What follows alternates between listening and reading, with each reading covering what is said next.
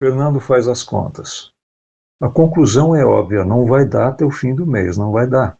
Tem que entrar um dinheirinho a mais.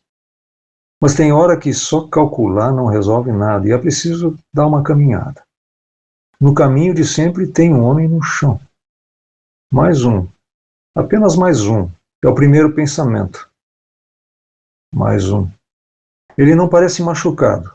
A posição é de quem se encolhe. Parece ter frio. Aí o Fernando empurra para o lado os pensamentos recorrentes, aqueles que sempre servem como argumento para mais uma vez não fazer nada, não chegar perto, não perguntar se o sujeito está bem e não ouvir a resposta. Então ele chega perto, pergunta se o sujeito está bem, se não está machucado, e ouve a resposta. E o homem diz: é o coração. Mas ele não se refere ao coração físico.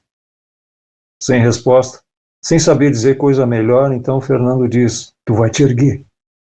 O homem agradece, e achando que cumpriu uma missão, Fernando vai saindo de fininho. Mas antes de conseguir sair, o homem lhe chama: o senhor podia me dar um dinheirinho? Eu estou com fome. Não, eu não tenho. É a resposta que, mesmo sendo verdadeira, já estava na ponta da língua do Fernando. Só que a língua solta nem sempre dá a última palavra, e ele encurta o passeio, volta para casa, pega umas frutas, bolachas, pão, e volta até onde está o homem deitado. E o homem se levanta, agradece, mas pede mais uma coisa: um abraço. E surgido do nada, um abraço de desconhecidos acontece. Aí o Fernando pergunta: qual é o teu nome? Daniel, responde o outro. E ele diz: é bíblico. É, eu sei, responde o Fernando. Então Daniel pergunta para o Fernando: qual é o teu nome? E ele responde: Jorge. De volta para casa, o Jorge Fernando lembra de um menino de 5, 6 anos que, ao ver outros meninos de roupa puída, rasgada, descalços, perguntava para a mãe: mãe, por que eles não têm roupa que nem eu? E a mãe, sem saber o que dizer, dizia o trivial: são pobres. Envolto nessas lembranças, hoje eu sei que a minha mãe não conhecia a resposta melhor. Não sabia que a pobreza é uma invenção dos homens. Uma invenção que faz a gente vacilar, não saber se para ou não, para ver de perto quem ficou deitado na calçada, na beira do caminho. Às vezes a gente para e pergunta, mas às vezes, geralmente não. Geralmente a gente segue em frente, ligeiro, para não correr nenhum risco de sentir aquilo que na verdade já pressente, de que grande mesmo a gente só é quando entende que é tão pequeno quanto quem ficou na margem, à beira do nosso caminho. Quando entendemos isso, entendemos onde estão os nossos excessos. Aquilo que nos sobra, que temos apenas por ter, aquilo que nem nos cabe, pois mal usamos e que por isso estaria melhor em outras mãos. Quando entendemos isso, entendemos que o que nos faz doentes é o que nos falta, claro, mas é talvez principalmente o que nos sobra. Somos desiguais, muito desiguais. E dessa desigualdade, a máquina humana que inventou a pobreza se alimenta.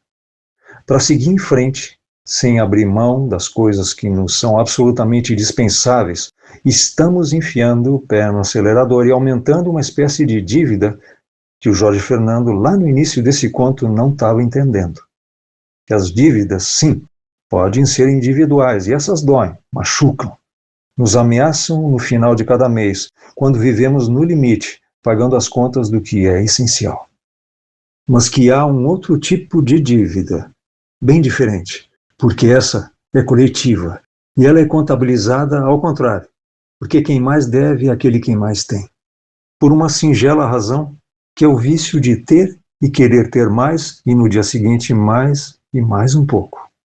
O mal disso é que quanto mais coisas em excesso se tem, menos necessária é cada uma delas. Isso vai se agravando porque assim são os vícios. E à medida que se agrava, esse que tudo tem vai se distanciando cada vez mais daquele que nada tem. E perdendo a noção do que é essencial, não entende mais a carência dos outros, que aumentam de número na mesma medida. A conclusão disso é só um punhado de perguntas, porque coisas assim só se resolvem no foro íntimo de cada um. Nessa régua social, onde estamos? Onde você está? Onde estou eu? O que para nós é a riqueza? Essa que nos esvazia à medida em que vamos tendo mais e mais coisas? Ou essa outra de se desfazer, de parar a máquina por um instante, descer a rampa e estender a mão? O que nos preenche? O que não nos faz falta? E quais são as coisas que não nos fazem falta alguma e que, ao passarmos adiante, nos devolvem um pouco da humanidade sufocada por nossos excessos? Ser pequeno é o que está mais próximo da nossa essência humana. Porque saber-nos pequenos, ao contrário do que pareça, nos fortalece e nos devolve para a realidade.